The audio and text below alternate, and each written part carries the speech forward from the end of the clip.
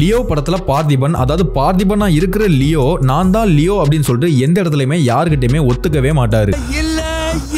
But ரெண்டு இடத்துல ரெண்டு பேர்கிட்ட அவர் ஒத்துப்பாரு, நான் தான்டா லியோ. பட் ஆனா அவங்க ரெண்டு பேரும் அதுக்கப்புறம் உயிரோட இருக்க மாட்டாங்க. பட் ஒருத்தர் உண்மையும் தெரிஞ்சுக்கிட்டு உயிரோட இருப்பாரு. அவர் யாருன்னு சொல்றதுக்கு முன்னாடி தெரிஞ்சா கமெண்ட்ல சொல்லுங்க. அவருடைய சன் சித்தார்த் கேரக்டருக்குமே இவர் லியோங்கிற உண்மை தெரியும். அவருடைய குடும்பத்தை காப்பாத்த தான் அவர் அவ்வளவு போராடுறாரு. அவங்களுக்கு இந்த விஷயம் தெரிஞ்சிச்சுங்கிறதுக்காக அவங்களை கொல்லவும் முடியாது இல்ல. சோ அதுக்காக அம்மா கிட்ட சொல்ல மாட்டேன்னு சத்தியம் பண்ண. இந்த ப்ராமிஸுக்கு பதிலுக்கு சித்தார்த்தும் லியோ கிட்ட ஒரு டிமாண்ட் வைப்பாரு. நானும் தம் அடிச்சு அம்மா கிட்ட சொல்ல மாட்டேன், நீயும் சத்தியம் பண்ண. பட் ஆனா படத்துல எந்த இடத்துலயுமே ஒரு ஸ்மோக் பண்ற மாதிரி சீன்ஸே வராது. அது விஜய் சார் தெரிஞ்சுக்கிற மாதிரியுமே சீன்ஸ் வராது. அப்ப எதுக்காக இந்த ப்ராமிஸ்? ப்ரீ கிளைமாக்ஸ்ல ஆண்டனி தாஸ் பார்த்திபனை நான் தான் லியோன்னு ஒத்துக்க வைக்கிறதுக்காக அவரோட பையன் அதாவது சித்தார்த்தை தூக்கி வச்சு பிளாக்மெயில் பண்ணுவாரு. அப்போ பார்த்திபன் சித்தார்த் ஆண்டனி கிட்ட தான் இருக்காங்கறத நம்பாம ஏதோ நம்மள மிரட்டி உண்மையா வாங்குறதுக்காக போய் சொல்றான்னு நினைச்சிட்டு வீடு ஃபுல்லா தேடிக்கிட்டு இருப்பாரு. அப்போ அந்த இடத்துல ஆண்டனி தாஸ் ஒரு வார்த்தை சொல்லுவாரு. அதை கேட்டதும் பார்த்திபன் வீட்டுல தேடுறத நிப்பாட்டிடுவாரு. நம்ம பையன் இவங்க கிட்ட தான் இருக்காங்கறத கன்ஃபார்ம் பண்ணிப்பாரு. அப்படி என்ன வார்த்தை அது? அவனா தம் அடிக்க வந்து மாட்டிக்கிட்டான்.